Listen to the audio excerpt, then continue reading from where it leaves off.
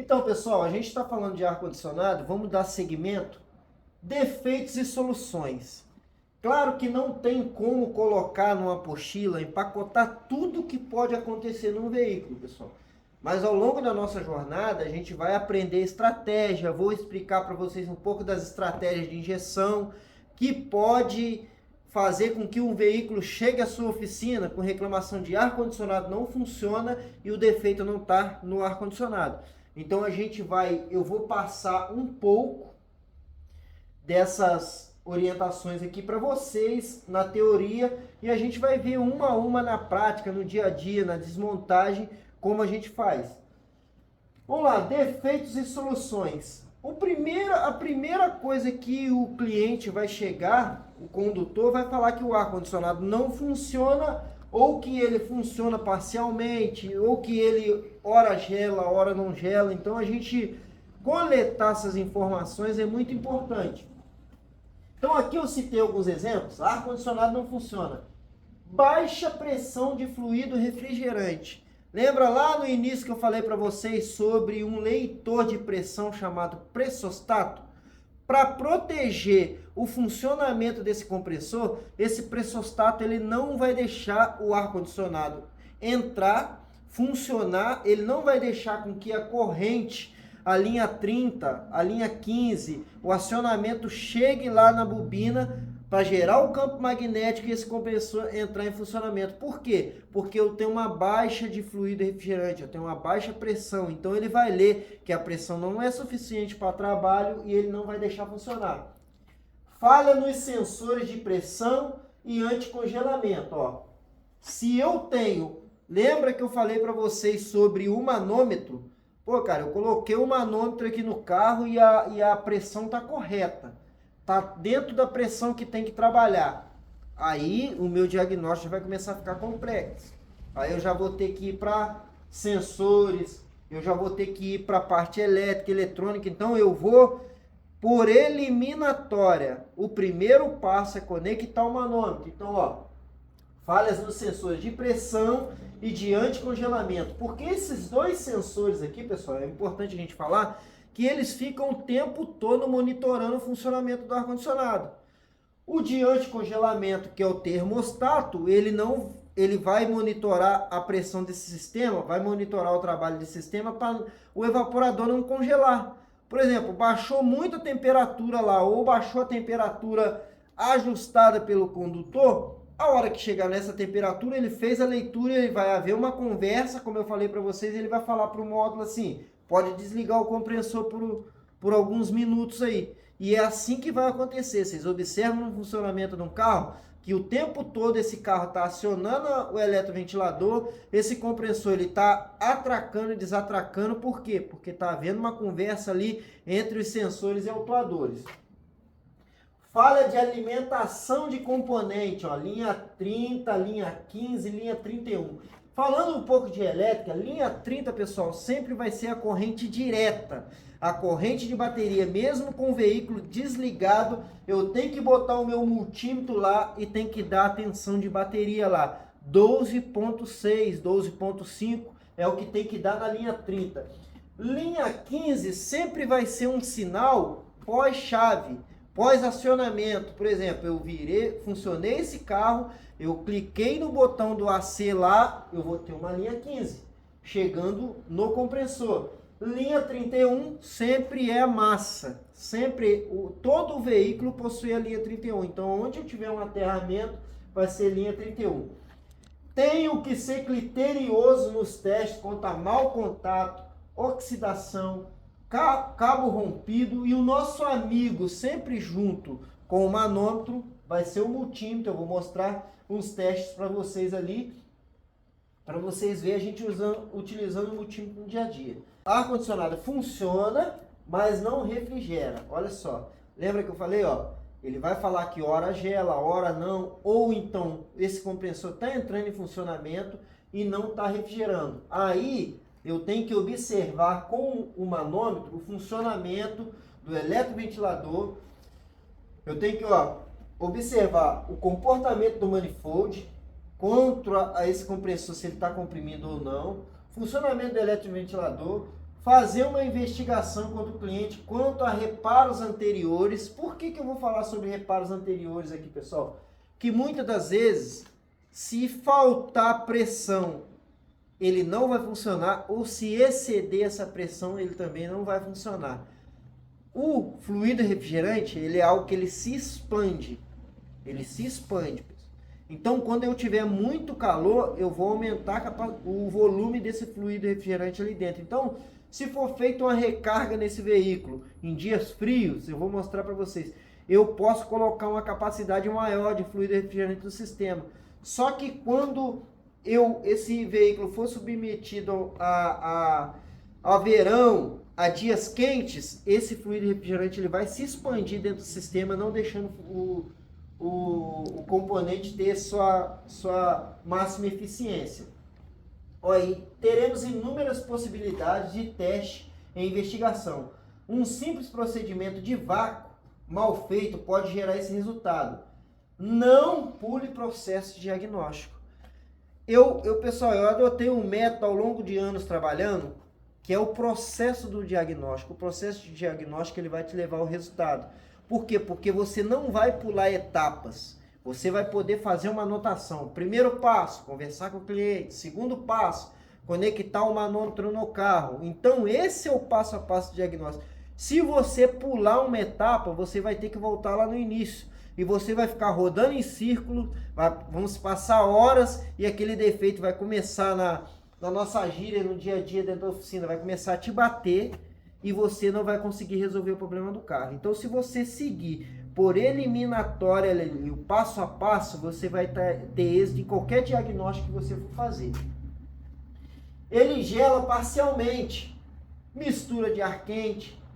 Ó, as portinholas, no caso das mecânicas ali, elas não estão fazendo a vedação, ou até mesmo pelo radiador de ar quente presente dentro da caixa. Olha só, se tem uma mistura lá, poxa, lembra que eu falei para vocês do tato ali na hora que a gente estava testando o manômetro? Pô, a mangueira de sucção aqui, ela tá suada, o compressor tá entrando, o funcionamento tá ok. Por que não tá baixando a temperatura dentro do carro? Algo errado tem. Então eu tenho que investigar se esse ar quente não está misturando, se não está vedando. Na maioria dos casos, pessoal, se for um carro que não tem um arrefecimento, veículo mais antigo, não tem um sistema de arrefecimento bem tratado, vai acontecer isso aí.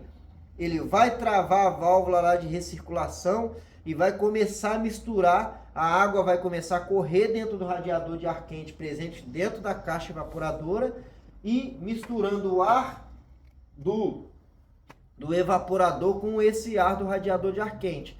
Então, num caso desse aí, se o cliente não quiser deixar o veículo original, o cliente optou por usar o ar quente, aí ele vai ter que pagar por um procedimento muito maior, que você vai ter que remover o painel do veículo, vai ter que remover essa caixa evaporadora para você trocar o radiador de ar quente. Mas no caso disso aí, você notou, você tem que sempre oferecer, pessoal, eu falo para vocês, ofereça sempre o certo. Converse muito antes com o cliente, anote, aqui é uma dica já que eu estou dando, não tem nada a ver com o treinamento, mas anote o que você falar, porque você vai falar para ele, ó, para eu deixar seu veículo original, eu vou ter que tirar o painel do veículo, tirar essa caixa evaporadora, colocar na bancada para me trocar o radiador de ar quente. É um serviço bem grande, é um serviço com preço bem maior. Mas eu tenho uma segunda opção, que é fazer o isolamento do ar quente. Você tem opção por usar o ar quente no carro? Ah, não tenho, posso isolar. Então você pega e isola o ar quente, mostra para ele tudo que foi feito, que a partir daquele momento o veículo só vai ter ar frio. É o correto a se fazer? Não é. Mas se o cliente te autorizar assinado, você pode fazer, entendeu? Então, ó, troca de calor ineficiente pelo condensador ou evaporador. Então, se eu tiver uma caixa evaporadora muito suja, a recirculação de ar ali vai demorar a passar por esse evaporador, fazendo com que a refrigeração interna do veículo seja um processo muito lento. Um condensador também, pessoal, muito sujo, ele vai exceder a pressão do sistema e não vai deixar esse ar-condicionado funcionar perfeitamente. Então, aqui na teoria a gente está falando, mas na prática a gente vai mostrar assim para vocês como fazer. Olha, aqui está acontecendo assim, qual o passo que eu dou agora. Então, a gente vai dinamizar muito bem esse treinamento para vocês poderem gravar. E não para, pessoal, vou repetir sempre. O treinamento não para, aqui é só um start que vocês estão dando. O treinamento vai acontecer no dia a dia, no aprendizado, é praticando, é desmontando, é remontando novamente, é simulando defeito, é colocando os nossos neurônios para funcionar, que a gente vai se tornar um técnico de refrigeração ou técnico em qualquer área que você escolher dentro da área automotiva. Vai exigir muito de você, exigir prática, estudo constante, você não vai poder parar. Então, ó, continuando, pessoal, mistura de ar quente, olha lá, por portinholas, ou até mesmo pelo radiador. Importante vocês anotarem o que eu falo aqui, às vezes que não está na apostila, vocês fazem a anotação do lado, ou fazem a anotação numa folha e deixem junto com essa apostila. Troca de calor ineficiente pelo condensador, excesso de óleo presente no sistema. Olha só, pessoal, o fluido refrigerante e o óleo tem uma certa quantidade. Se você colocar excesso de óleo para a lubrificação do sistema de ar-condicionado, o óleo ele não vai se transformar em gás, em vapor e líquido. Ele vai ficar sempre na sua forma líquida. Então ele vai ser bombeado por compressor, atrapalhando a capacidade desse sistema. Então, pessoal, respeitem muito bem a quantidade de fluido refrigerante e a quantidade de óleo que você vai aplicar no sistema. Lembra que eu falei para vocês, cada carro vai ter uma etiqueta dizendo qual a quantidade de fluido refrigerante que você tem que colocar e a quantidade de óleo que tem que ter naquele sistema. Entendeu? Se você não tiver essa informação ali no capô, no berço frontal ali do carro, você pesquisa, vai ter tabelas e você segue à risca isso daí. Na hora que a gente for fazer uma recarga, eu vou mostrar para vocês como que a gente faz, a quantidade de óleo que a gente injeta lá no sistema, para cada parte. Se for um sistema neutro, se limpou o sistema todo, você vai seguir. Tem esses copinhos aí, pessoal, copinho medidor de receita. Eu já usei muito copinhos daquele para me colocar a quantidade exata de óleo no sistema de ar-condicionado. Então, ó, filtro secador avariado ou obstruído. Então, aqui no caso de uma obstrução, eu vou ver os ponteiros do manômetro dando oscilação. Lembra que eu falei para vocês? Ele tem que estar inerte, ele não pode oscilar. Então, eu vou ver a linha de alta trabalhando muito alta e o eletroventilador entrando e ela demorando para recuar. Significa o quê? Um sistema que está avariado ou obstruído. Compressor com defeito ou componentes do mesmo, como válvula torre eletrônica. Presença de umidade. O que a presença de umidade vai fazer no sistema, pessoal? A presença de umidade no sistema de ar-condicionado, ela vai fazer com que esse ar oscile muito seu funcionamento. Ele vai, por exemplo, o condutor ligou o carro de manhã, ele começou a gelar, daqui a pouco ele para. E daqui a pouco volta novamente. É presença de umidade por um vácuo mal feito, por uma limpeza mal feita que foi feita no sistema. Então, o que eu tenho que fazer aqui? Eu tenho que coletar uma amostra desse óleo para eu ver que a coloração dele vai estar diferente. Geralmente, quando tem umidade e esse sistema trabalhou muito tempo com umidade, o óleo ele vai estar de cor acinzentada. Então, significa o quê? Que eu vou ter que fazer um trabalho grande de limpeza, de reparo, de limpeza desse compressor. Se esse compressor ainda estiver bom, eu vou ter que fazer o flush, igual eu expliquei para vocês, para eu retirar essa umidade, fazer um vácuo bem feito entre 40 a 1 hora, que é o que a gente faz aqui, é o mínimo. Para veículos maiores a gente deixa até mais tempo, pessoal. Alta pressão no sistema lá, excesso de fluido refrigerante, condensador com problema ou com entupimento e falha no eletroventilador. Se o eletroventilador não entrar, pessoal, a alta, quando ele chega lá a 200, 250 PSI, se ele não entrar, esse sistema ele vai ir até o seu limite, fazendo com que o pressostato desarme o compressor para proteger o sistema. Então eu tenho que ficar atento a esses passos, entendeu? Eu tenho que ficar atento a esses componentes, porque qualquer falha aqui vai afetar a capacidade de funcionamento correto desse sistema. Alguns dos efeitos mais comuns e superficiais do sistema, mas não devemos nos basear somente nesses fatos. Devemos nos aprofundar cada vez mais em conhecimento, entendendo o princípio de funcionamento de cada componente, assim teremos êxito no diagnóstico e reparação de qualquer componente ou sistema. Lembra que eu falei para vocês, entender o princípio de funcionamento. Então a gente vai aprender a testar cada componente, para que ele funciona.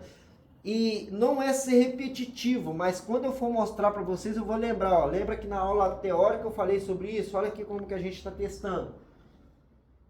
Nas próximas páginas, segue um passo a passo sem forte, um processo bem utilizado e delicado nesse sistema. Então vocês acompanhem, façam anotações de vocês, porque a gente vai falar e muitas das vezes é aquilo que eu estou te falando, não tem como empacotar todo o conhecimento e jogar aqui dentro.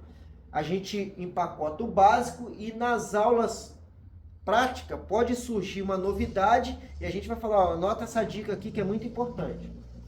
Então, pessoal, olha só, já falando de prática, a gente vai mostrar para vocês um teste rápido aqui, fácil para você fazer aí, quando você se deparar num diagnóstico. Por exemplo, o cliente chegou e falou que o ar-condicionado não funciona.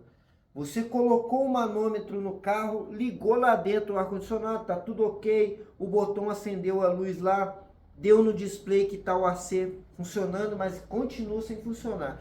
Você vai usar a sua audição, quando esse sinal, pessoal, for liberado, o módulo, o que ele vai fazer?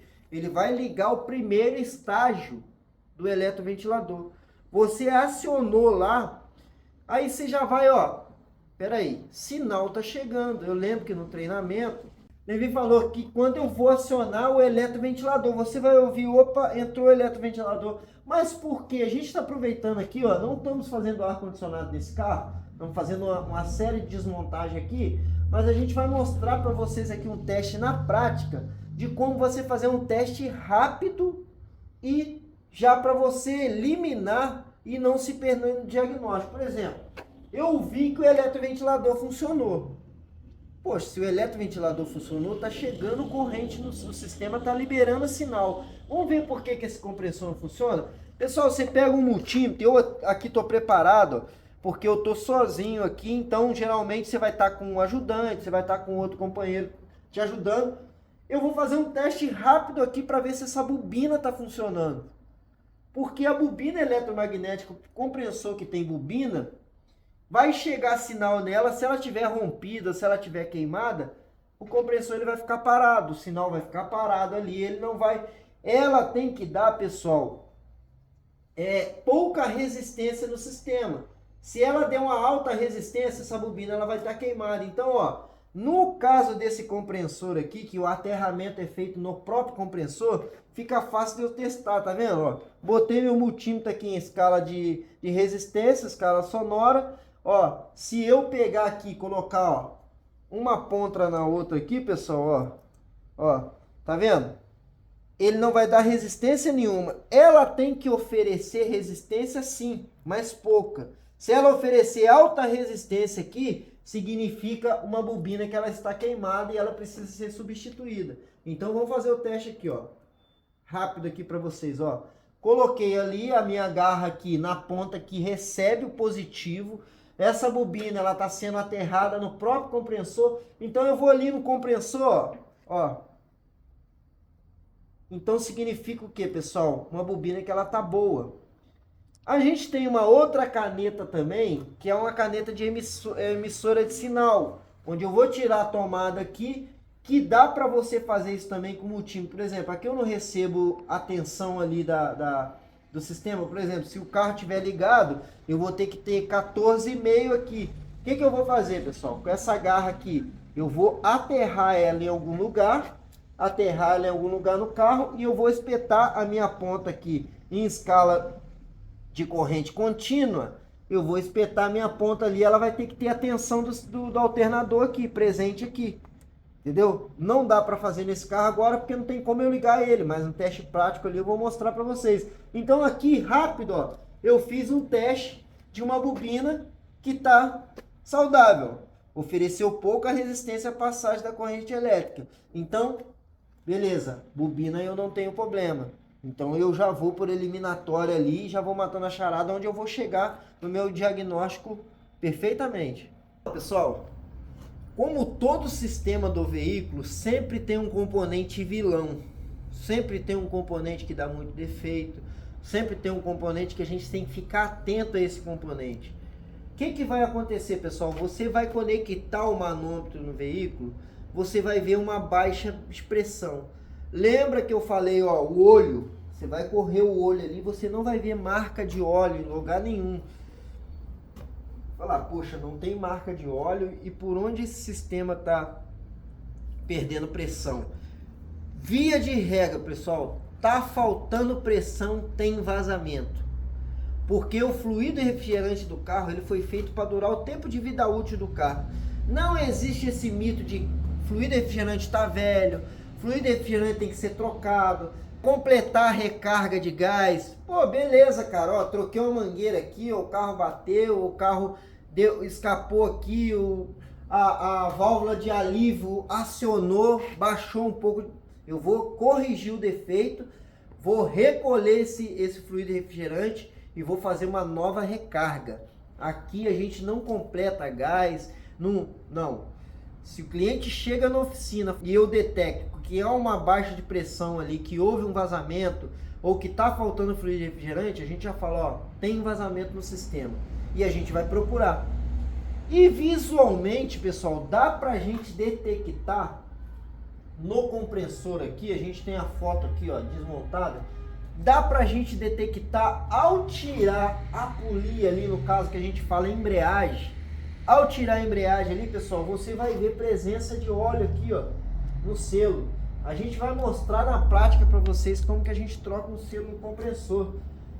Alguns veículos, pessoal, linha Volkswagen principalmente, dá para trocar esse selo aqui no lugar.